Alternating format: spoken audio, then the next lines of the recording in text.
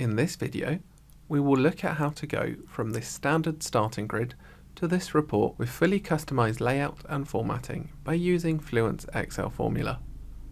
The report uses our sample data connection to the Fluence consolidation model. It's easiest to set up your grid first and then convert it into a formula report. So I shall create the grid, making a couple selections for the filters.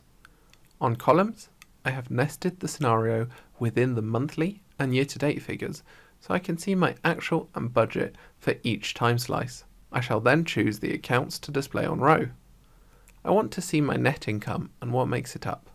I could select the net income and the relevant accounts now, but for speed, I will use a pre-saved list. To convert the grid, we right-click on it, select FluenceXL, then Convert to, and finally Formula. You'll be asked for confirmation before it's converted. Using F2 on a formula shows the cells that are referenced. The first parameter is the connection ID, which ties back to the connection screen. After that, the parameters are a series of paired arguments listing the hierarchy and the member to retrieve for that hierarchy. If we right-click on a cell and edit FluenceXL lookup, it will show the formula and what is being referenced in one of our dialog boxes. These can be manually set or can pick up directly from an Excel range.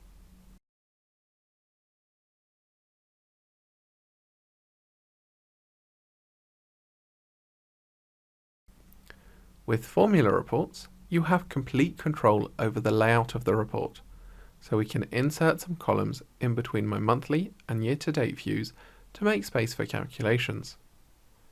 Even though the report has been broken up, it still maintains the data connection, so we can now change the report selection by editing a member lookup. I can double-click on New York and change the selection to Los Angeles.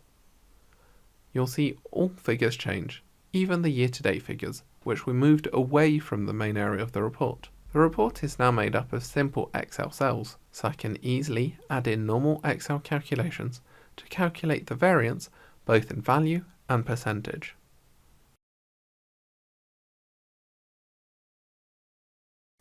Formula reports are formatted using standard Excel controls, so I can change the fill, font and number format as desired. I can also reposition the columns as I like. I will go ahead and do that here. I now have a highly formatted butterfly report showing both monthly and year-to-date comparisons. Despite being highly formatted, the report is still interactive and I can drill down into an account if I want to by double-clicking on it. I can double-click again to undrill it.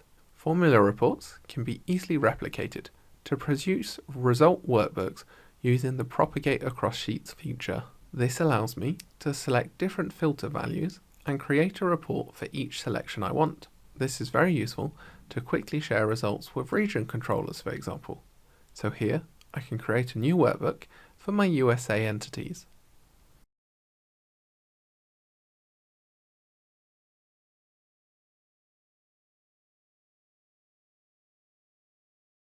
If I want to see the different results on the same sheet, I could use the Edit Member capability as before, or to make the report more interactive, I can create a slicer that outputs its selection as seen in previous videos, and then use that output to drive my formula. We can then repeat the process for the different filters and hide the rows containing filters we do not want to display. Formula reports allow you to be extremely flexible with your reporting, while still remaining simple and straightforward to use. I can set the slicers to appear over the cells containing the values that drive the formula. We can then insert a couple lines above our grid to add our title and logo, and we have now recreated the highly formatted butterfly report that we had at the start, using a simple grid and easy and well-known Excel controls.